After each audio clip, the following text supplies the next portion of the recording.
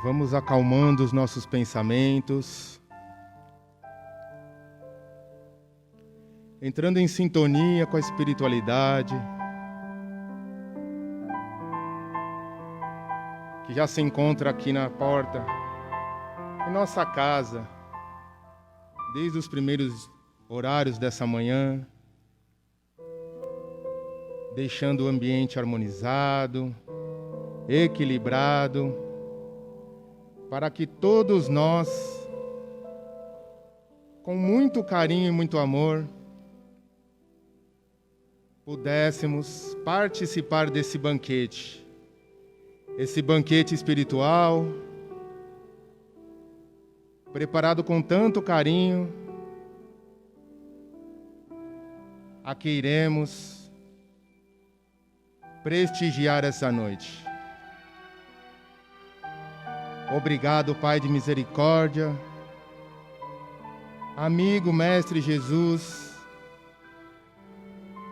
e a toda a espiritualidade dessa casa, por nos conceder esta oportunidade bendita.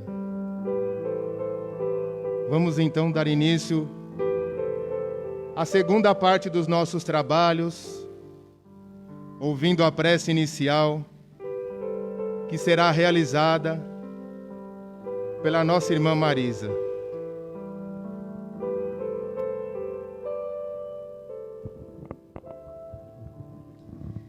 Maravilhoso Deus, de todo poder e bondade, Jesus, nosso Mestre querido, e toda a espiritualidade amiga que vem atuando nesta casa desde as primeiras horas do dia.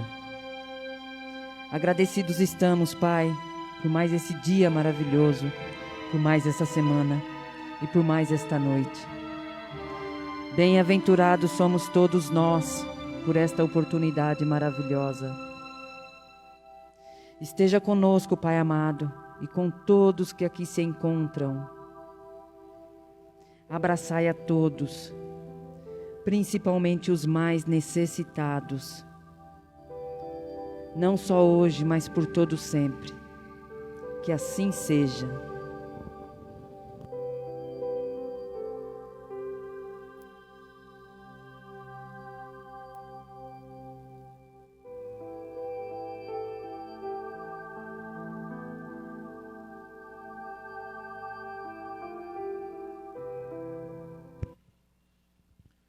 Boa noite a todos.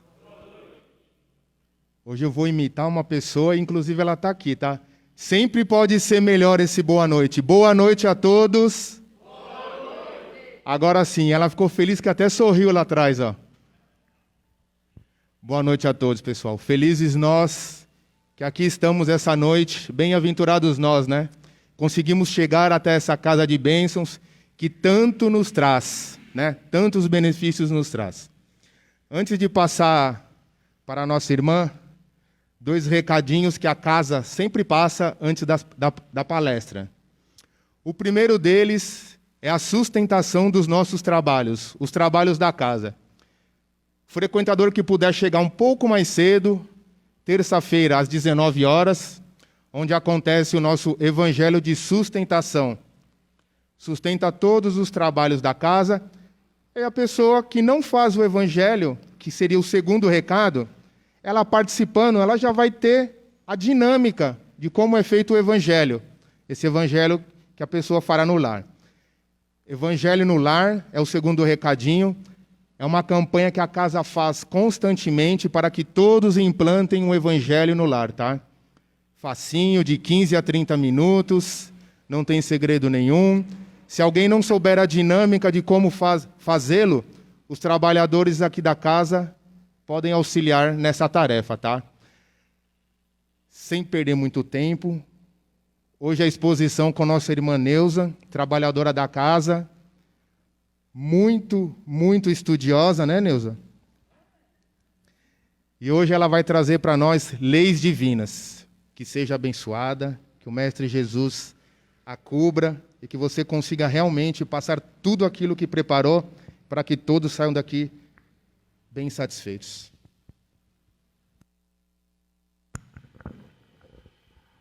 Que as bênçãos do nosso Senhor Jesus Cristo, que as bênçãos do nosso Pai recaiam sobre nós e com esses ensinamentos que vieram até nós, vindos do nosso Pai, nos auxiliem na nossa luta para a nossa perfeição moral, para o nosso adiantamento moral, que não só as nossas mentes, os nossos ouvidos estejam atentos, mas que nós possamos receber esses ensinamentos e agasalhá-los no coração. Obrigado, Senhor, pela oportunidade. Boa noite, meus irmãos, minhas irmãs. É realmente muitos agradecimentos a gente tem que fazer, né, numa época como essa, tão conturbada, nós estarmos dentro de uma casa de Deus e podendo desfrutar, né, o conhecimento, os ensinamentos que chegaram até nós. Foi escolhido para essa noite a gente falar um pouquinho das leis de Deus. Eu digo pouquinho porque nesse livro aqui, o livro dos Espíritos, no livro 3º, tem as leis morais. E começa da lei divina natural, mas são 12 leis. Então, em uma palestra não dá para conversar sobre essas 12 leis. Então, eu resolvi fazer a introdução. Quem quiser se aprofundar, o livro dos Espíritos é muito fácil de ler, muito claro, muito objetivo, e quem quiser se aprofundar mais, tem a oportunidade no livro 3º. Quem não puder, vão acompanhando as palestras, porque sempre tem um palestrante falando de alguma dessas leis, esmiuçando, né, cada uma dessas leis, que é importante para nós, para que nós possamos tirar nossas dúvidas, né, que, item por item, o que às vezes a gente não compreende muito bem, os livros dos Espíritos trouxeram para nós, né, esse mais esmiuçado, mais detalhado, para a gente não ter dúvidas, né? O ideal seria que a gente nunca tivesse dúvida, mas nós estamos em construção, né? Então, as dúvidas serão presentes ainda na nossa vida. Então, eu vou falar da lei de vida natural, e começando, né, pelas próprias perguntas de Allan Kardec, o que é a lei natural? É a lei de Deus, que nos leva, o cumprimento dela, nos leva à felicidade, e o afastamento dela, consequentemente, nos leva à infelicidade. A gente vai conversando sobre isso e entendendo um pouco. A lei de Deus é eterna? Eterna e imutável. Por quê? Por ser perfeita, né? Por tudo que o nosso Pai, essa inteligência superior que nos criou, tudo que Ele faz é perfeito. Então, as leis de Deus não têm modificações. Desde a primeira vez que nós tivemos o conhecimento dessa lei até hoje, e se tivermos mais informações sobre as leis divinas, sempre, devido ao nosso acompanhamento, ela vai sendo acrescentada e mais detalhada, mas a lei é sempre a mesma. Compreende as leis de Deus, as leis físicas e as leis morais. Físicas, nós podemos entender tudo que a construção, né, do nosso universo, tudo é criado por Deus. Então, se nós observarmos a natureza e as leis da natureza, as leis de Deus, que são estudadas pelos cientistas, e cada vez a gente aprende um pouco mais, conhece um pouco mais das leis físicas, mas que sempre estiveram aí, sempre existiram, a gente tendo conhecimento ou não. E as leis morais que atingem a nós, seus filhos, para o nosso aperfeiçoamento moral, para o nosso crescimento moral. Contrariando o quê? As nossas leis, diferenciando-se das nossas leis humanas, né? As nossas leis que sempre precisam ser ajustadas, reajustadas, e quando as mensagens, quando o Deus quer nos passar o conhecimento das nossas leis, e chega aqui através de quem? Dos intermediários, que a gente chama de profetas, missionários, às vezes tem pequenas interpretações que a gente pode falar assim, mas isso aí não parece que é uma lei de Deus imutável, porque precisa mudar. Eu vou dar um exemplo, assim, um pouco de exemplos da primeira vez que a revelação, o conhecimento das leis de Deus chegaram até nós, pelo povo hebreu, por Moisés, e ele colocou lá as regras, as leis, os mandamentos, e a gente observando, lendo, o que a gente deduz? Tem coisa que não se encaixa, teve que ser mudado, hoje a gente não pratica, né? Então, se você abrir os livros escritos, o Velho Testamento, os livros escritos por Moisés, o que a gente vai ver? Que tem muita regra social, cultural, que era tudo visto como lei de Deus. Para aquele povo, daquele momento, era tudo lei de Deus. A purificação, os sacrifícios entregues ao templo, hoje nós não fazemos, né? Quem é cristão não faz sacrifícios de animais no templo, mas eram feitos. Estavam detalhados o que deveria ser feito, qual animal matar, as punições, as regras sociais, as regras de trabalho, as regras de propriedade, as regras familiares. Estava tudo embutido, tudo como se fosse lei de Deus. Mas o que era realmente a lei de Deus? As leis que atingiam mesmo moralmente o homem, não regras sociais ou o que naquela época deveria ser feito, ou deveria ser usado para educar o povo, para trabalhar usando o conhecimento de Deus para controlar um povo ainda muito bruto, né? Um exemplo bem simples. Está na Bíblia, está escrito nos 10 Mandamentos, que não se trabalhasse de sábado. Hoje, quem cumpre essa lei, a não ser uma religião que eu já ouvi falar que não se trabalha de sábado. Mas pensa se todos nós, todos os habitantes desse planeta hoje, seguíssemos essa lei que está escrita lá um tempo atrás, que não trabalhássemos no sábado. Tem coisas imprescindíveis que tem que ser feitas a qualquer dia, né? Não importa se é sábado, se é domingo, se é segunda, se é terça, se é feriado, né? Então, é impraticável? É impraticável. Mas estava lá. Por que estava lá? Por quê? Moisés usou esse conhecimento e a necessidade que todo ser humano precisa de descansar como mandamento divino. Ele colocou o sábado, mas poderia ser qualquer dia. Nós sabemos que nós temos que ter um dia, pelo menos na semana, para descansar, para repor as forças, para se dedicar à oração, para se dedicar às coisas espirituais. E era um costume daquele povo, que era um povo que já foi escravizado, veio de uma escravidão, não tinha esse conhecimento e não permitiam que os seus servos tivessem descanso.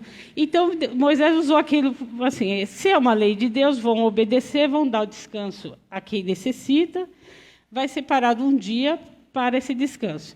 Coloca lá no nome de Deus e se dá esse descanso. Não que não tivesse a participação da vontade de Deus nisso, mas ele estipulou um dia, ele fez uma forma para que o povo seguisse. Hoje, com o nosso conhecimento, aí nós pensamos, bom, eu trabalho todos os sábados, vou dedicar um dia a minha família, a minha religião, a minha espiritualidade no domingo. Está ok? Está ok. A gente está descumprindo alguma lei? Não. Tanto é que quando Jesus, já na segunda revelação, que era nada mais do que explicar melhor o que já tinha sido escrito, Jesus falou, meu Pai trabalha todos os dias, por que eu não posso trabalhar no sábado? Quando Jesus foi questionado se ele deveria ou não, se era um erro ou um desacato às leis de Deus que ele fizesse as curas aos sábados. Foi muito criticado por isso. E, propositalmente, Jesus fez curas aos sábados. Quer dizer, trabalhou aos sábados. Dizendo, meu Pai não para nunca. Por que eu vou parar? Por que eu vou deixar de fazer? Né? Eu vou deixar de dar água a um animal que está com sede porque hoje é sábado, então deixa o animal morrer de sede. Então, não tem coerência, né? Por isso que é bom que a gente sempre leia, pense, procure mais esclarecimentos, procure mais conhecimento, para pensar, realmente não tem sentido que seja um dia específico que a gente não trabalhe, ou que a gente não faça isso. Estou ofendendo a Deus por isso. Nós vamos perceber que não é isso que ofende a Deus, né? Não é o nosso esforço em trabalhar que ofende a Deus. Pena de morte. Nós encontramos nas regras, nos livros de Moisés, nas regras daquela época, que, de um lado, a gente tinha os 10 mandamentos. Um deles era, não matarás, não é? Do outro lado, nós tínhamos as regras da sociedade, que, dependendo de algum delito, era permitido que a pessoa fosse morta. Adultério, que a mulher fosse apedrejada, aquele que roubou, vários delitos que aconteciam naquela época, que era permitido que a pessoa pudesse matar a pessoa, que não seria um crime. Então, só nisso a gente já percebe, tem controvérsias, né? Onde está a lei de Deus? A lei de Deus está no não matarás. Essa é a pureza da lei. O resto que foram colocando, acertando, é a influência, né, do homem, a necessidade até do homem, naquele momento, de colocar certas leis. Por isso que, quando a gente lê a Bíblia, a gente tem que ler também sabendo que, principalmente no Velho Testamento, a gente está lendo a história de um povo, os costumes de um povo, a cultura de um povo também. Não só as leis de Deus puras e simples. Deus proporcionou a todos os homens as maneiras de conhecer essa lei? Pergunta 619 dos livros dos Espíritos. Os Espíritos respondem, sim, todos os homens têm oportunidade de conhecer a lei. Todos a compreendem? Não. Alguns a compreendem bem, alguns a compreendem mais ou menos, alguns nem a compreendem. Isso é o quê? É o estado evolutivo, né, do nosso tempo, de nós mesmos. E em uma mesma sociedade nós temos vários graus de evolução, e alguns entendem com um pouco mais de clareza, o outro entende com muito mais clareza, e não quer dizer que isso seja absoluto. Sempre nós estamos em evolução. Então, aquele que um dia não entendeu com muita clareza, chegará o dia que ele entenderá. Na nossa doutrina, a gente tem uma explicação, assim, as reencarnações explicam como Deus é justo para nos dar essa oportunidade de conhecimento. Imagine que, se nós tivéssemos só uma oportunidade de conhecer, compreender e cumprir as leis divinas, e apenas uma vida, uma encarnação, quantos conseguiriam? Muito poucos, né? Porque até aqueles que tentam, como nós aqui estamos tentando e estamos trabalhando para conhecer essa lei, sabemos que ainda estamos enfrentando dificuldades. Imagina aquele que está ainda com um conhecimento muito cru, muito pouco ainda das leis de Deus. Por isso que há justiça nas reencarnações. O que você não conseguiu absorver totalmente nessa, o pouco que você progrediu, Deus lhe dá a chance de vir de novo, de estar aqui de novo, recomeçar, aprender e sempre evoluir. Porque o espírito sempre evolui. sempre. Ele nunca retrocede, ele está sempre em evolução. Então, até quando não queremos, somos empurrados para essa evolução através das dificuldades, através das dores, através dos desafios que nos são impostos, que fazem a gente pensar, nossa, que caminho seguir. Por isso que muitas vezes a gente fala assim, que as pessoas procuram muito Deus e entender Deus no momento de dor. E realmente ele consegue, a dor consegue fazer que a pessoa pare um pouco e reflita e consiga seguir aquele caminho que Deus prepara para nós. E onde está escrita essa lei? Onde Deus deixou em primeira mão escrita essa lei? Resposta dos livros dos Espíritos também, na nossa consciência. Então, todos nós já temos embutidos em nós o conhecimento do bem e do mal. Mesmo que não esteja aflorado ainda, totalmente, 100%, mas o conhecimento já está em nós. E se esse conhecimento, essa consciência, na nossa consciência já está embutida a lei de Deus, nós já temos ela, por que Deus manda mensageiros, profetas, para que se repita essa lei? Por que será? Porque fatalmente a humanidade, vivendo a vida na matéria, esquece das leis de Deus. De vez em quando, tem que vir um para relembrar. De vez em quando chega entre nós um missionário, um profeta, para nos conduzir, né? Espíritos superiores que vêm com a missão de nos alertar sobre essas leis.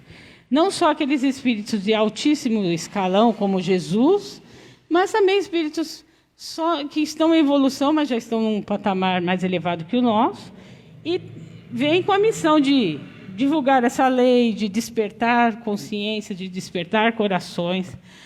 Muitos acertam, alguns erram, porque estando aqui na matéria, aí vem todas as questões do mundo, que às vezes nos impede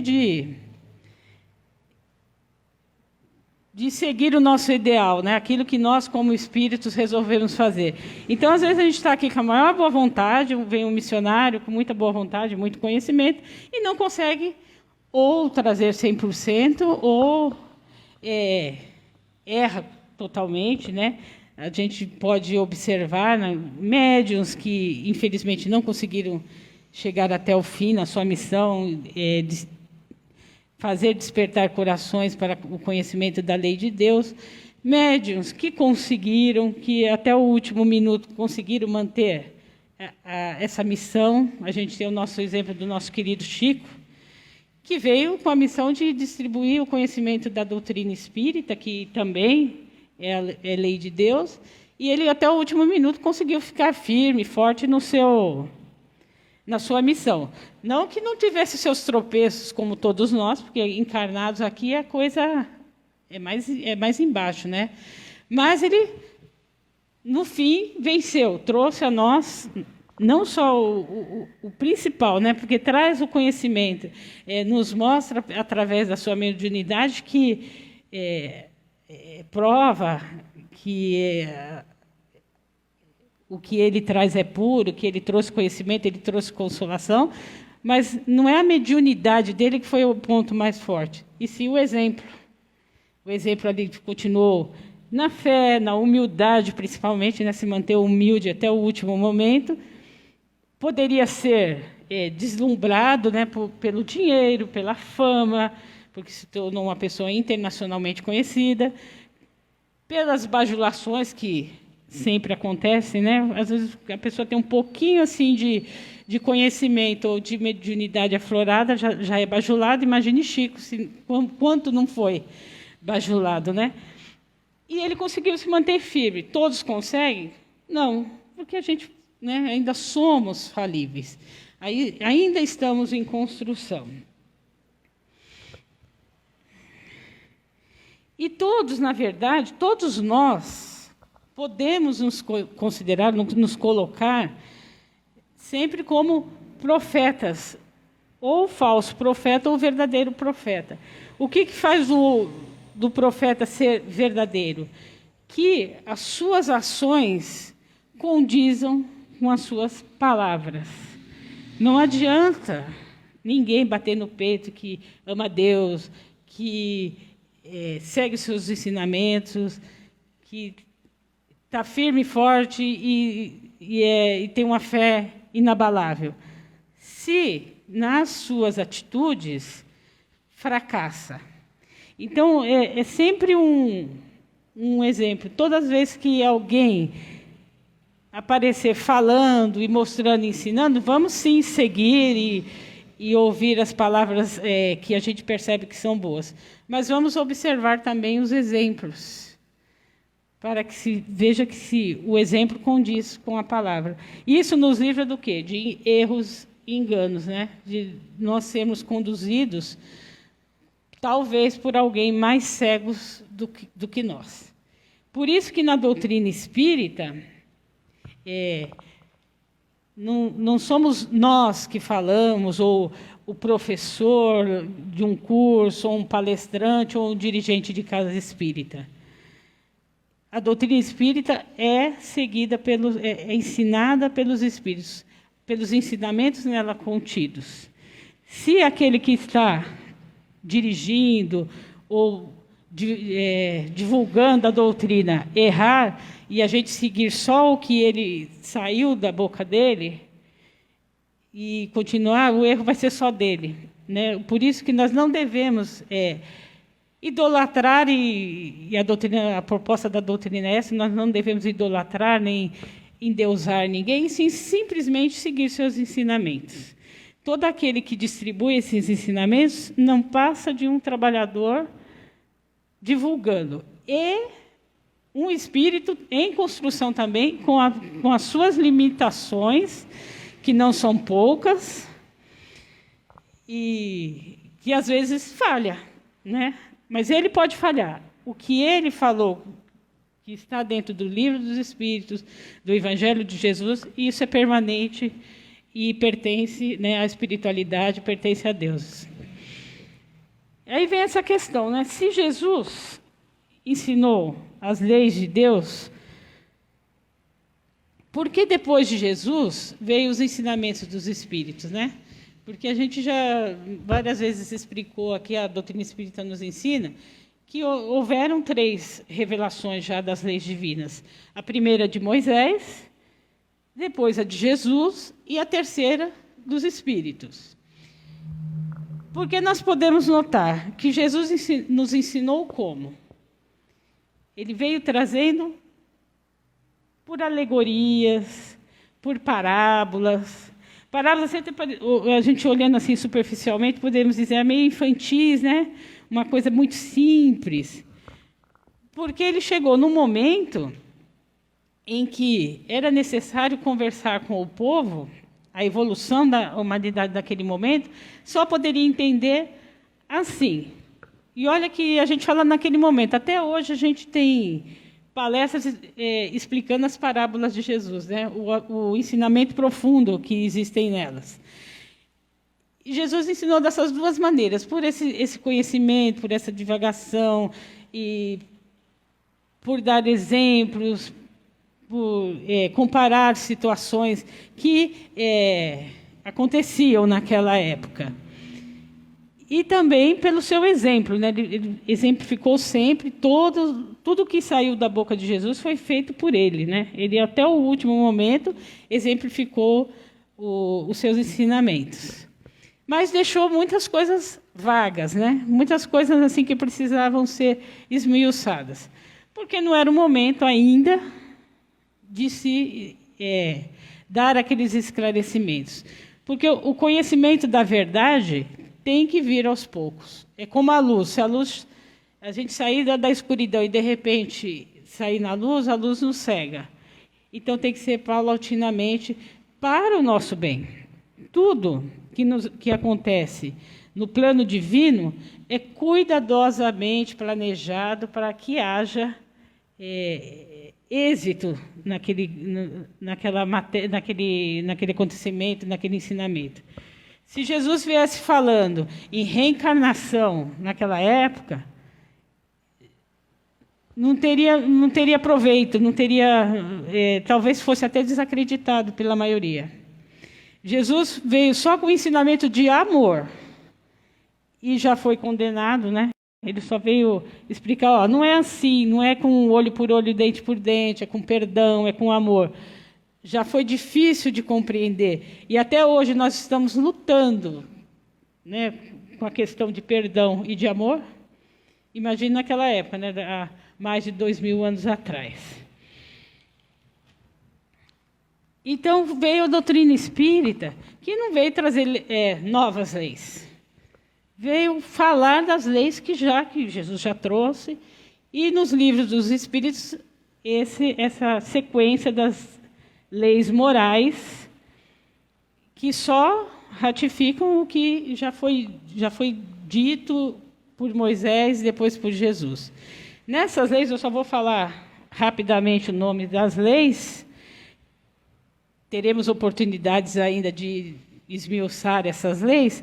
Começa com uma lei de vida e natural, que eu estou falando hoje, né?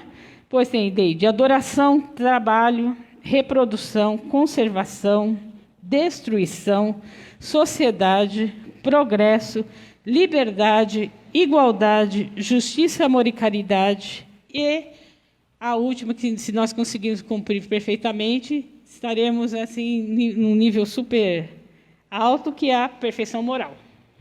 São 12 leis que estão todas contidas no livro dos Espíritos.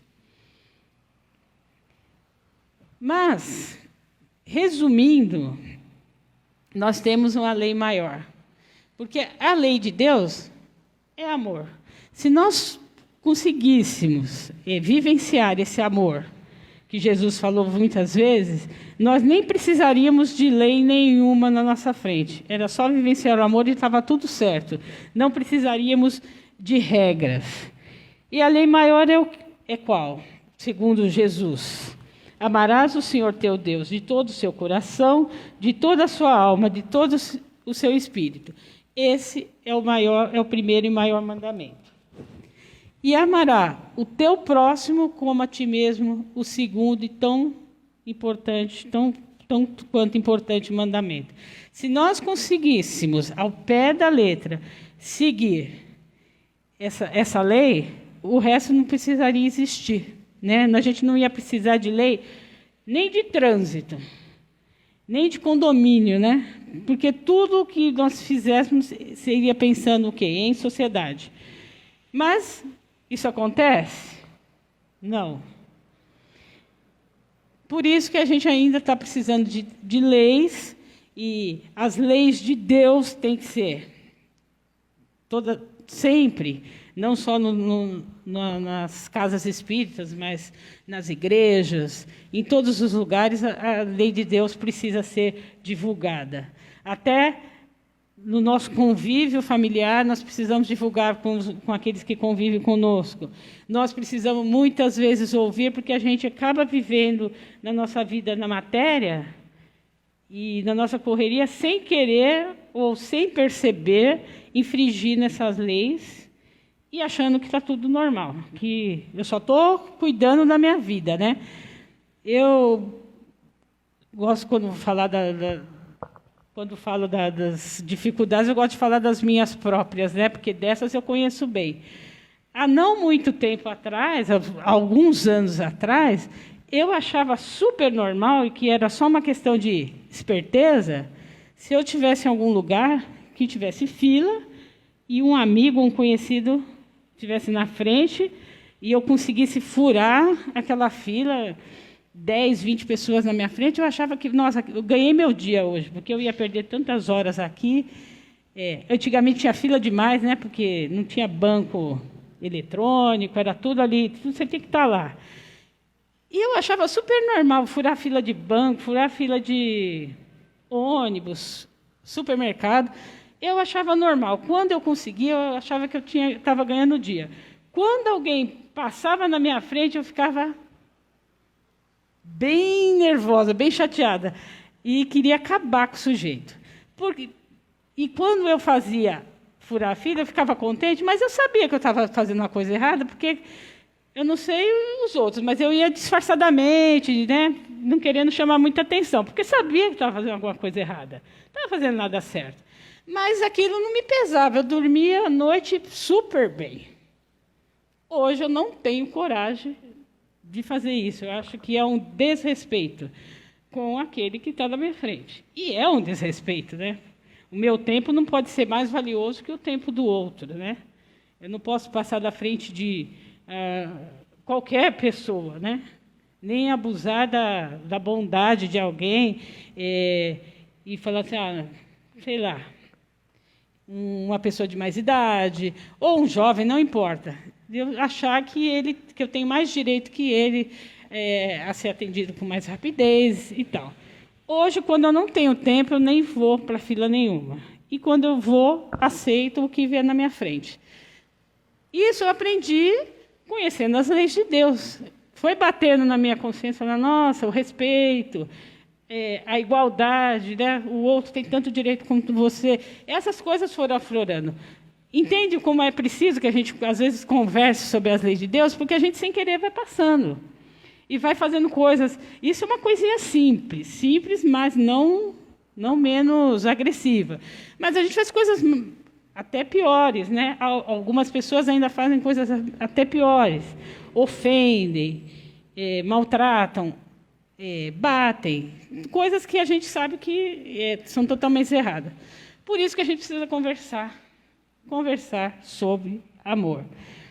Porque as leis de Deus vieram para nos mostrar como ter um bom relacionamento com Deus, com o nosso semelhante e conosco mesmo.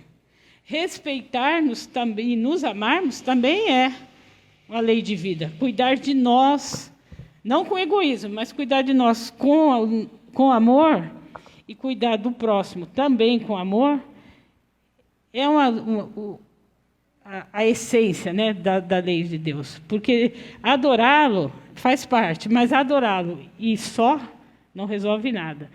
É praticar essa lei, o que é a nossa eterna luta do quê? O bem contra o mal. O bem que nós podemos fazer, o mal que nós temos que evitar. E isso é o que mais nos traz dificuldades. Porque, assim, a gente fica conhecendo bem, a gente começa a ter conhecimento das leis divinas, está tudo bem, tudo legal. Aí a gente sabe, isso é o mal, isso eu tenho que evitar. Até a página 2. Qual é a página 2? Quando aparece, que ainda está aí forte em nós, egoísmo, vaidade, orgulho.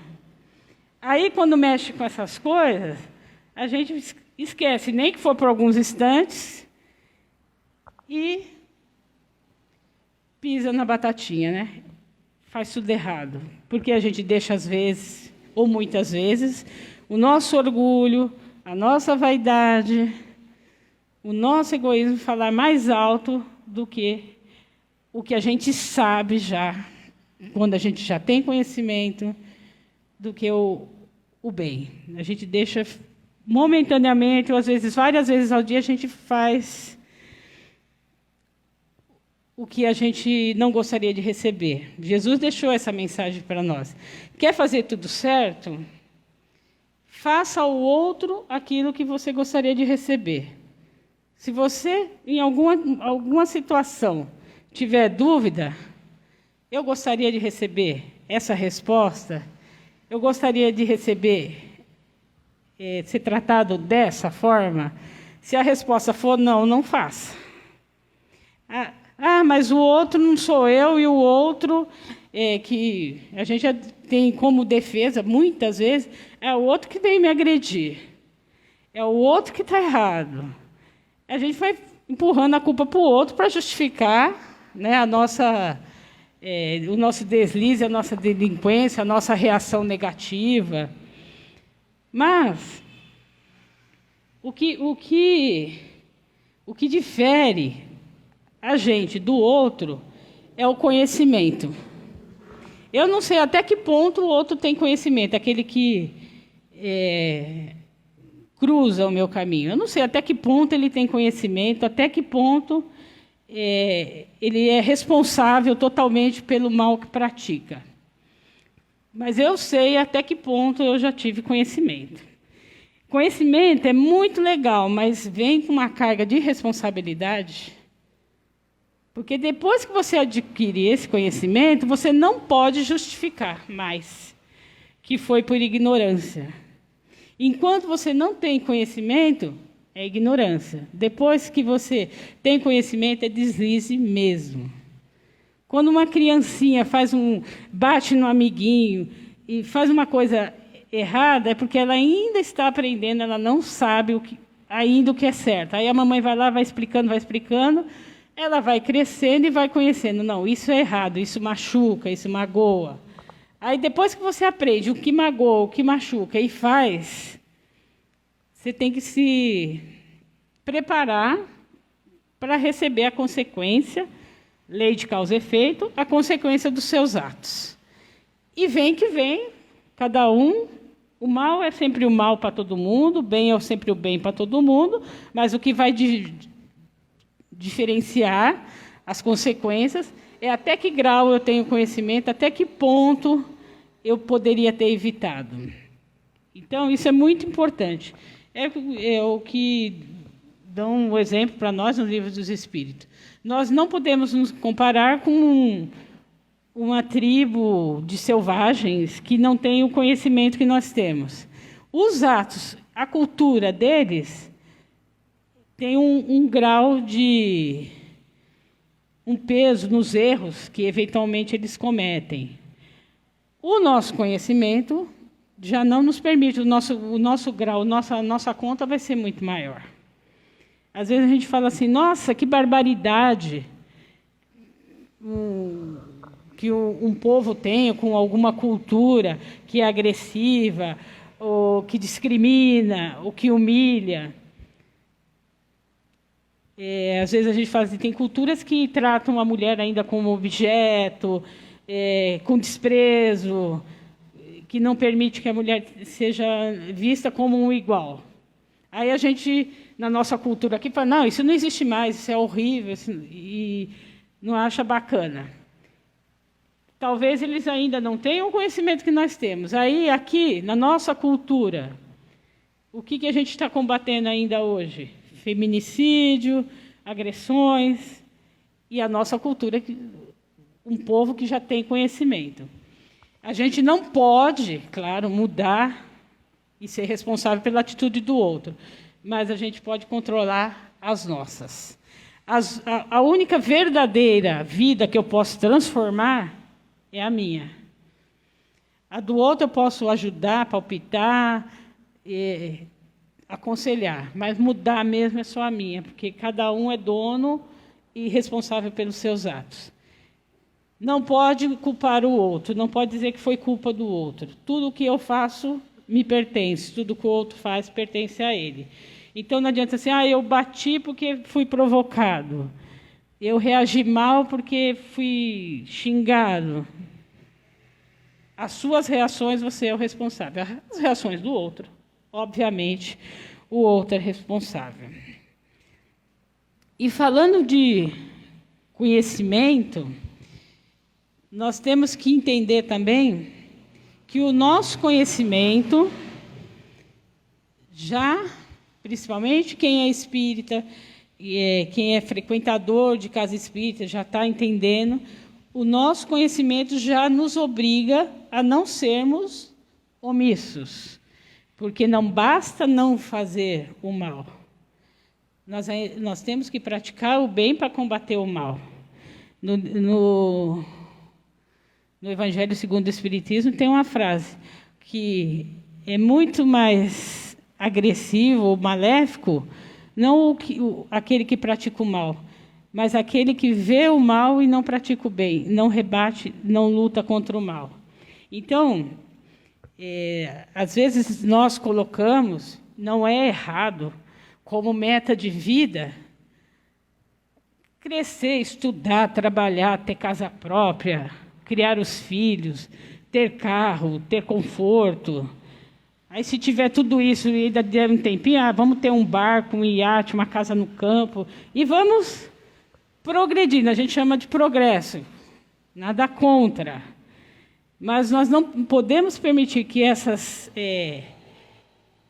necessidade de tranquilidade, conforto e paz nos mantenham afastados do trabalho, não no trabalho que nos dá o sustento, mas o trabalho na obra de Deus.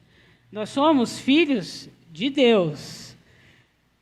Temos o conhecimento e não podemos negar que não precisa nem ir à casa espírita. Você liga a televisão, você vê pessoas com necessidades. Você vê os filhos de Deus, seus irmãos, lutando com dificuldades mil, e que você pode se movimentar e fazer alguma coisa.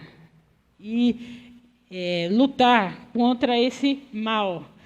Porque não adianta dizer assim, não, eu estou perfeitinha, eu não piso na bola, não ofendo ninguém, eu estou ali direitinho, frequento casa espírita, trabalho e sento sossegadinho, assisto meu programinha lá na televisão, vou dormir em paz. Aí, o que você fez para ajudar alguém? Pergunta de você para você mesmo. Hoje não deu para fazer nada, hoje eu me ajudei. Cuidei de mim, fiz as minhas obrigações, mas a gente tem que lutar não para cuidar só da gente, a gente precisa cuidar do outro. O outro, às vezes, é aquele que está ali do ladinho, um familiar, uma família que mora perto de você. O outro está aqui na casa espírita, as pessoas que a casa espírita assiste, auxilia. Como é que você faz para ajudar o outro? Se informe. Procure. O que vocês estão fazendo? O que vocês estão precisando?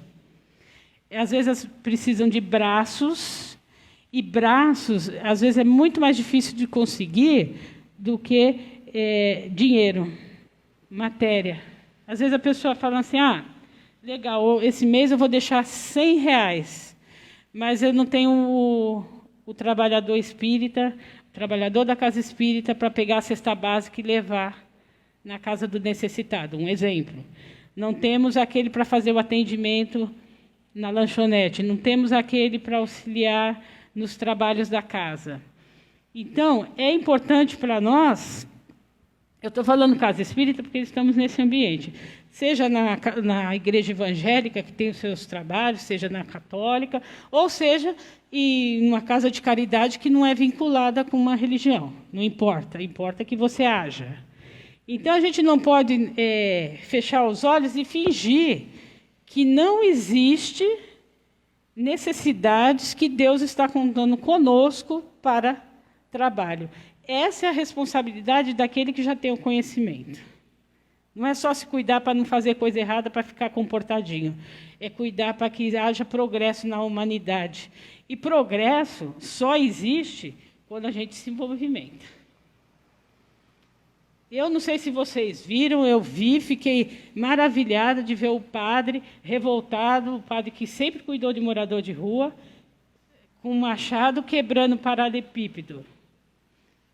Revoltado com a agressão, né, com essa agressão dessa construção, essa arquitetura que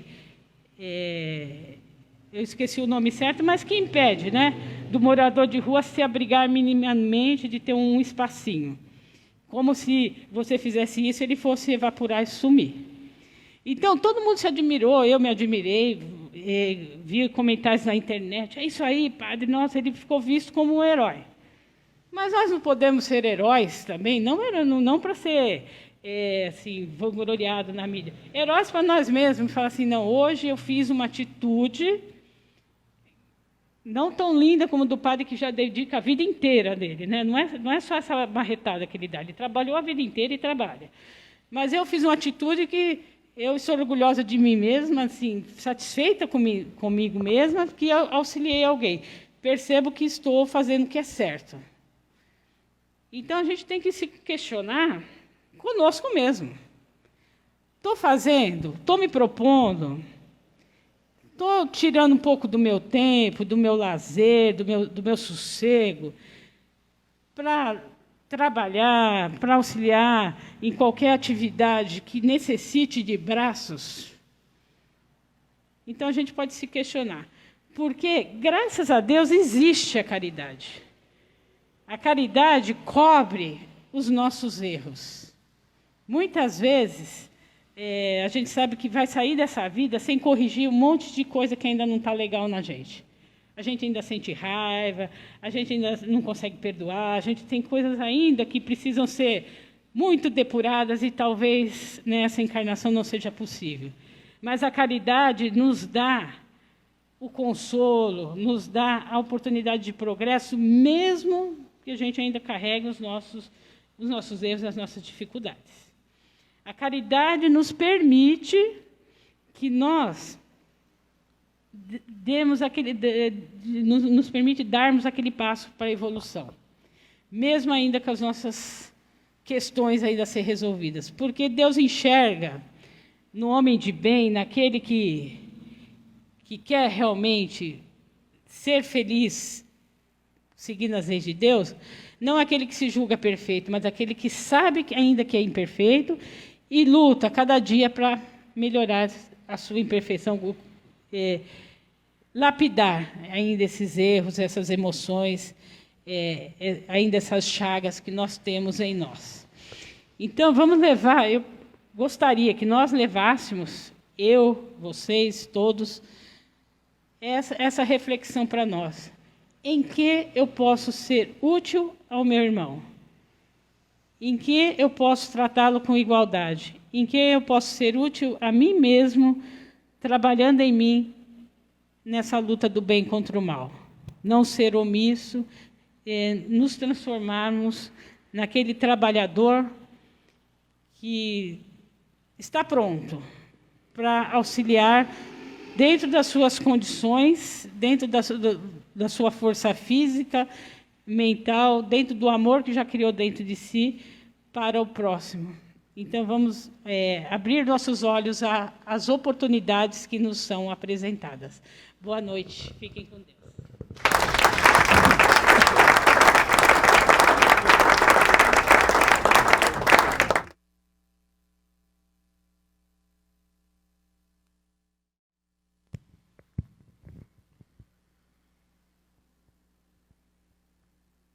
O sentimento que nos cabe nesse momento é gratidão.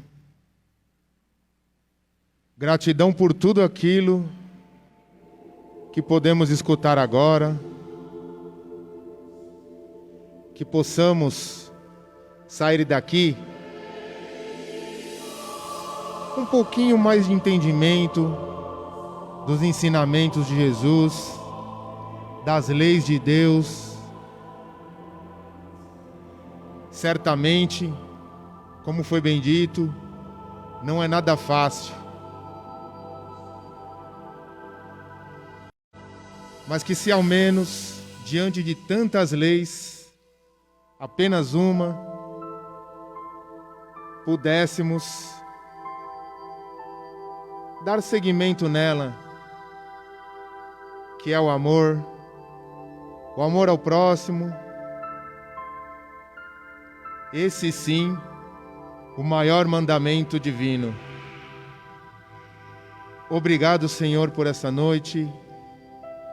Obrigado, Jesus, espiritualidade amiga, por tanto nos proporcionar. Dando seguimento aos nossos trabalhos, vamos ouvir agora a prece de fluidificação das águas, que será realizada pela nossa irmã Sueli, e na sequência, as vibrações e prece final, que será realizada pelo nosso irmão Kleber.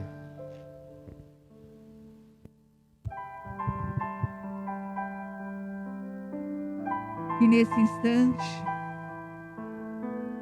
e em todos os dias de nossa vida, possamos beber desta fonte inesgotável de amor e de luz, que é Deus. Deus, os ensinamentos de Jesus, que tanto nos acolhe, tanto nos orienta, a nossa gratidão pela vida, nossa gratidão pela chuva, pelo sol, por tudo que temos, pelos nossos órgãos em perfeita harmonia. E dessa fonte inesgotável de Deus, pedimos a Ti, Jesus, que coloque nesse instante bênçãos de cura, de amor, de equilíbrio, de paz, nas águas que estão em poder dos frequentadores,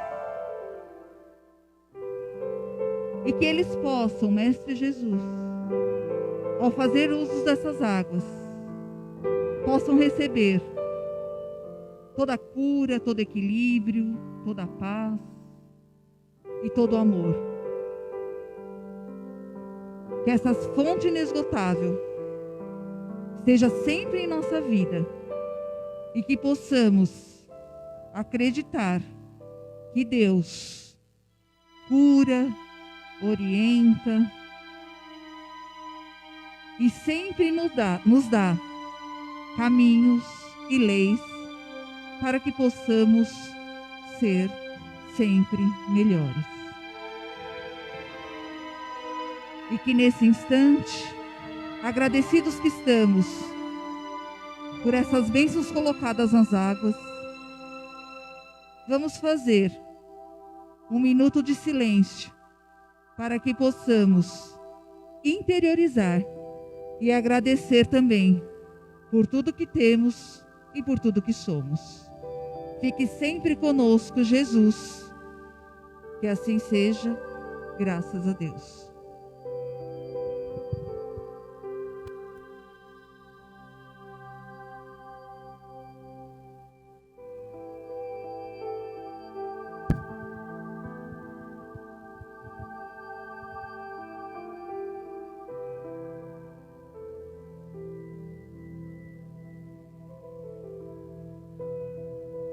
E ainda, com os nossos corações repletos de gratidão por tudo que aqui recebemos, com os nossos corações transbordando do amor e da bondade de nosso Pai,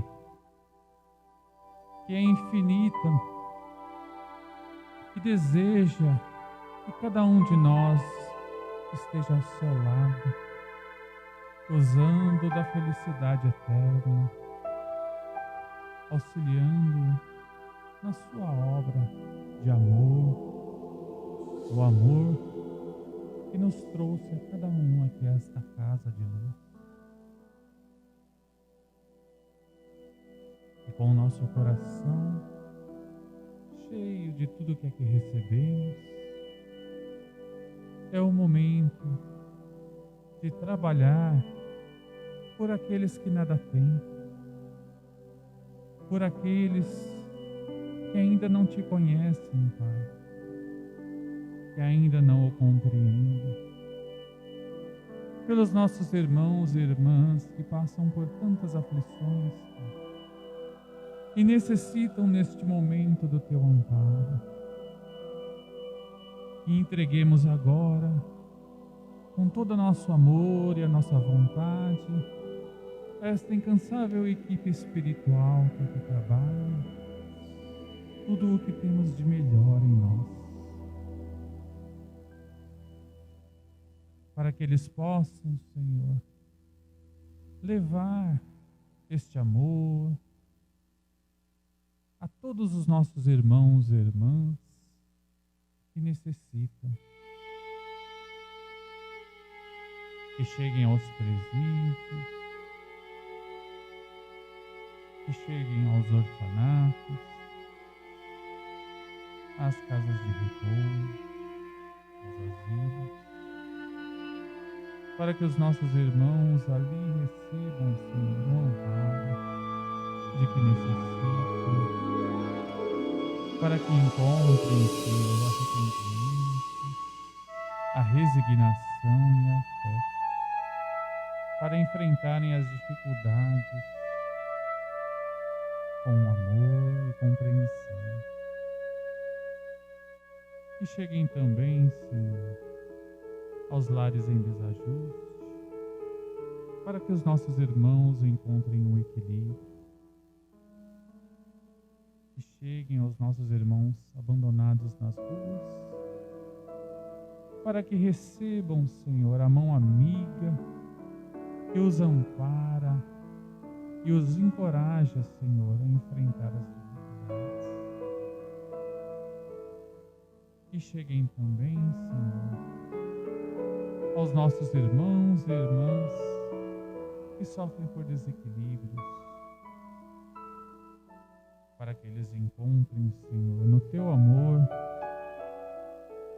a compreensão e o reerguimento.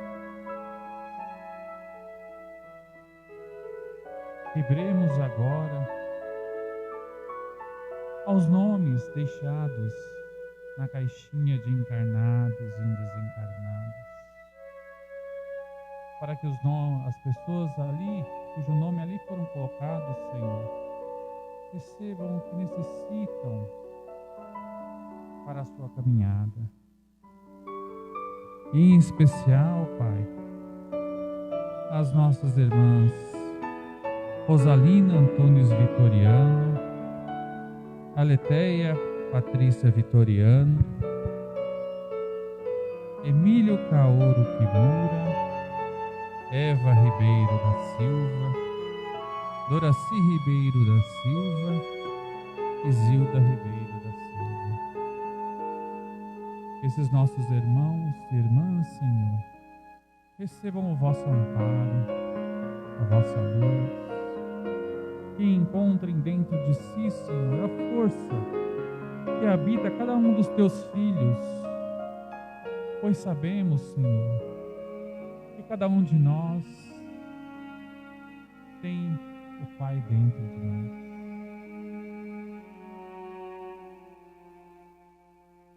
Que esta luz, que possamos, Senhor, iluminar o caminho de todos aqueles que estejam conosco. Que assim seja, graças a Deus. E então, depois de tanto recebermos, Pai, pedimos permissão aos nossos irmãos e irmãs espirituais, ao Pai amado, para encerrarmos os trabalhos desta noite, que possamos levar o que aqui recebemos aos nossos lares e distribuir, Senhor, abundantemente a todos aqueles com quem convivemos. Que possamos, Senhor, ensiná-los e com eles aprendermos todas as tuas leis, todo o teu amor. Que assim seja, graças a Deus.